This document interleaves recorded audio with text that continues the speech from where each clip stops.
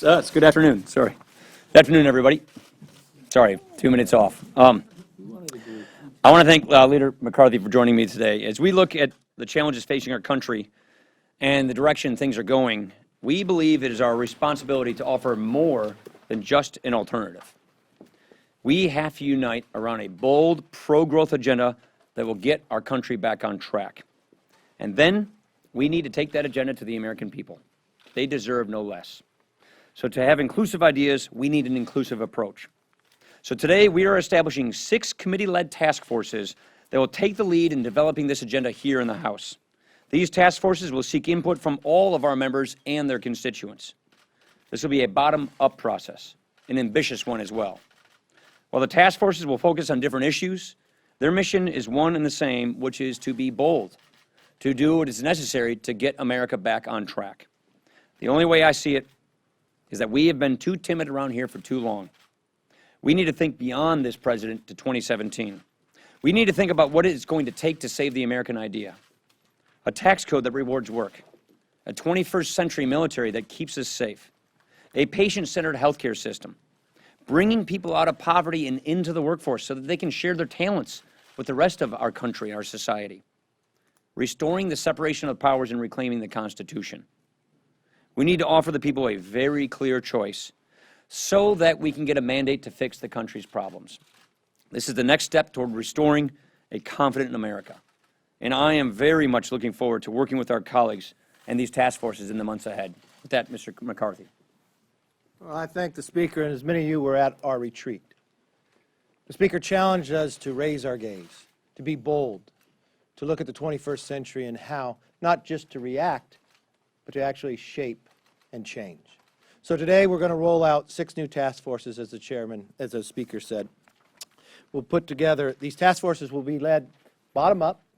They'll be regular order. They'll go through committee. So they'll be led by chairs. But every single member of our conference has a voice. It doesn't matter if they're in that jurisdiction or not. They could be a part of the task force to give their ideas. So every voice in America is heard. The 6 task forces will focus on 1. It'll be the Tax Reform Task Force. This is to create jobs, grow the economy, and raise wages by reducing and removing special interest carve-outs and making our broken tax system simpler and fairer. Our next task force will be reducing regulatory burdens. It's going to make it easier to invest, relieve the burden on small businesses. And our health care reform task force. This is about repealing and replacing. It's going to be centered around patients and doctors. Our 4th one will be National Security Task Force, developing that 21st century national security that we look not only just for the military of threats here, but abroad as well. Our 5th task force is Poverty, Opportunity, and Upward Mobility, to strengthen our safety nets and reform educational programs, to make them more effective and accountable. And our last task force is Restoring Constitutional Authority. For too long, Congress has given their authority away. This is one that we will look at the restructuring of government itself, the Article 1, to bring the authority back to Congress, the accountability and the effectiveness. I've got a press release that lays out all the chairs for each committee for you on the task forces so you can see. You could ask him the questions. One of us has to vote, so I'll depart. Thanks, Gary. Questions? Mr. Cleaver said you guys had a meeting yesterday about the Voting Rights Act, bipartisan bill that Mr. Sensenbrenner brought forward, and said that you were in favor of reinstituting the Voting Rights Act if you weren't going to step on your committee chairman. Is that accurate, and do you support reinstituting the Voting Rights Act? Well, I'm not going to get into private meetings with members. I had a meeting with CBC on a whole host of issues. It's no secret I support the Sensenbrenner bill. It's also no secret that I support regular order and I back the committee-led process. Defense Secretary Ashton Carter has ordered that all combat roles in the U.S. military be open to women. Will you support any action by Congress to roll back or restrict the use of women in combat by the U.S. military? I'm going to leave this up to the committees. Again, I think people are used to the Speaker sort of consolidating power and predetermining the outcome of everything around here. That's not the kind of Speaker I'm going to be. So I hate to say it, but I'm going to turn you over to the Armed Services Committee. Talk to them, because we're not going to make these decisions in the Speaker's office. I believe Congress should work the way it was intended to work. bottom up. Members of Congress have their voices. The committees take the lead on policy. So this is not an issue that I've spent a great deal of time on. Why? Because we have a fantastic chairman in Mac Thornberry, and so I would just defer to him. Well, would those other people make that decision and put out legislation that would restrict? I don't know the rollback? answer to that question. That's why I'm saying you should talk to Hask.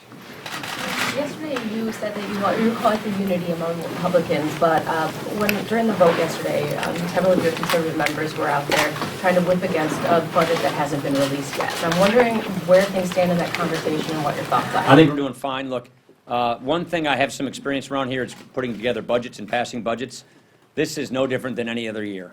We always have these family conversations about what our budget should look like and how our budget should be rolled out and what its contents are. I'm actually trying to have that family conversation earlier than we ever have before. Why? Because we have a constrained schedule this year. So normally we don't do a budget until April. I am getting those conversations now so that we can get moving with our job faster, because I want to get these appropriations bills to the floor earlier.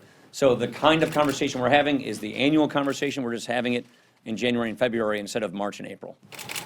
So here's one where the committees have actually acted already. Criminal justice reform. There's been, I think, a fair amount of confusion in the last week or two about whether or not this is considered a must-do for this year. Some people have considered it must-do. There's been broad consensus, everybody, as you know, from Rand Paul to the president, think this has to get done. Majority Leader the other day said he didn't think it had to get done this year. Where do you come down on Well, that? look, these bills are out of committee, so we will schedule floor time for them. I don't know when that is. That's Kevin's job. I think more the concern is over on the other side of the rotunda in the Senate. But we have 4 bills that are out of committee, so we will schedule these bills to the floor. When that is, I don't know exactly when that is. But you want to see them pass this year? Yeah, I'm for these bills. Can't speak for the Senate. I mean, yeah. What role, if any, do you think Congress has in responding to the Flint crisis? Well, first of all, we need to get the facts. This is something that should never have happened in the first place. We need to get the facts, and that's why we already started with oversight hearings just this week on the Flint crisis. I anticipate more hearings to anticipate. Chairman Upton's working on this issue. Candace Miller's working on this issue. Chairman Chavez had a hearing on this issue. So first, when something like this happens, you have to ascertain the facts, and then you have to see what solutions, and then which level of government is the proper role of government, or the level of government to take the lead. And that's what we're doing right now, is getting the facts to get to the bottom of this. You said that you were gauging support, or leadership was gauging support for an AMF to fight ISIS. We're going to have a vote on that. What's the status on that? We're still having our listening sessions. Chairman Royce is leading these listening sessions. There are other chairmen involved in this, Armed Services Committee, Intelligence Committee. But I'll be really clear, like I was before, we're not going to pass an AUMF that ties the hands of the next president, so that that next president is limited in what he or she, Harley is still in the race, what he or she is going to do to get down ISIS. So we do not want to pass something that will make it more difficult for the next president of the United States to do what is necessary to defeat, not contain, to defeat ISIS. And so we're discussing among ourselves what we think that looks like, but we're not going to tie the hands behind his back for the next presidency. Mr. Ryan, Pentagon officials have said that ISIS forces in Libya have grown to as many as 6,500, which is about double compared to a year ago. How concerned are you about the growth of ISIS in Libya, and should we be expanding our focus to fighting them there? I am concerned about it. I have received briefings about it. ISIS is expanding its reach in many regions. This is one of the most troubling ones. That is why we have to have a comprehensive strategy. This isn't just a one-off thing. We have to have a comprehensive strategy to defeat ISIS.